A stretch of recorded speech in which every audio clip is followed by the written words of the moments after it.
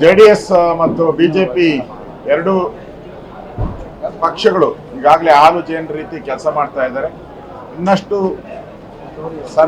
ಸಮನ್ವಯದಿಂದ ಕೆಲಸ ಮಾಡುವಂತ ದೃಷ್ಟಿಯಿಂದ ನಿನ್ನೆನೂ ಕೂಡ ನಾವು ನಮ್ಮ ಜಯನಗರದಲ್ಲಿ ನಾವು ಕುಮಾರಸ್ವಾಮಿ ಅವರೆಲ್ಲ ಸೇರಿದ್ರಿ.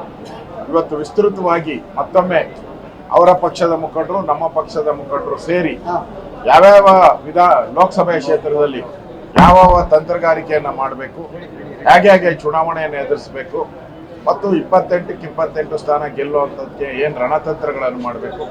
ಮುಂದೆ ಈಗ ನಾಮಿನೇಷನ್ ಶುರುವಾಗ್ತಾ ಇದೆ.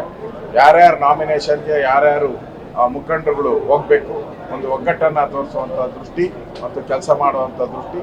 ಚುನಾವಣೆಯವರೆಗೂ ಕೂಡ ನಾವೆಲ್ಲರೂ ಕೂಡ ಅಣ್ಣ ತಮ್ಮಂದಿರಂತೆ ಕೆಲಸ ಮಾಡಿ ಈ ರಾಜ್ಯದಲ್ಲಿ ಇರ್ತಕ್ಕಂಥ ಭ್ರಷ್ಟ ಸರ್ಕಾರ, ಮೋಸ ಮಾಡಿದ ಸರ್ಕಾರ, ದುರಹಂಕಾರದ ಸರ್ಕಾರ. ದಾಮೋದರ್ ಮೆರಾಬುಲ್ ಗುಲಾಬಿ ಬೆಳೆದು ಅರ್ಧ ಎಕರೆಯಲ್ಲಿ 6 ಲಕ್ಷ ಲಾಭ ಗಳಿಸ್ತಿದ್ದಾರೆ. ನೀವು ಕೂಡ ಅವರಿಂದ ಕಲಿಬೇಕಾ? ಅವ್ರ ಜೊತೆ ವಿಡಿಯೋ ಕಾಲ್ನಲ್ಲಿ ಮಾತಾಡಬೇಕಾ? ಈಗಲೇ ಫ್ರೀಡಮ್ ಆ್ಯಪ್ ಡೌನ್ಲೋಡ್ ಮಾಡಿ. ಬರದ ಹಣವನ್ನು ಕೊಡಕ್ಕೆ ಯೋಗ್ಯತೆ ಇಲ್ಲದಂತಹ ಸರ್ಕಾರ, ಕುಡಿಯೋ ನೀರು ಕೊಡಕ್ಕೂ ಯೋಗ್ಯತೆ ಇಲ್ಲದಂತಹ ಸರ್ಕಾರಕ್ಕೆ ಒಂದು ಬಿಸಿ ಮುಟ್ಟಿಸ್ಬೇಕು. ಜನಕ್ಕೆ ನಾನು ಕರೆ ಕೊಡ್ತಾ ಇದ್ದೀನಿ.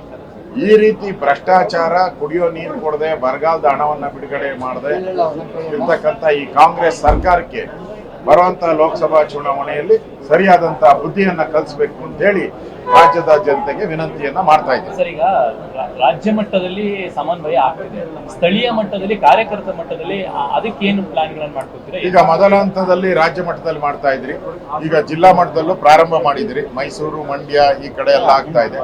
ಪ್ರತಿ ಜಿಲ್ಲೆಯಲ್ಲೂ ಕೂಡ ಈ ರೀತಿ ಸಮನ್ವಯ ಮಾಡುವಂಥದ್ದಕ್ಕೆ, ಅದಾದ್ಮೇಲೆ ತಾಲೂಕು ಲೆವೆಲ್ ಅಲ್ಲೂ ಕೂಡ ಸಮನ್ವಯ ಆಗುವಂಥದ್ದಕ್ಕೆ ನಾವು ಕೆಲಸವನ್ನ ನಾವು ಮಾಡ್ತೀರಿ.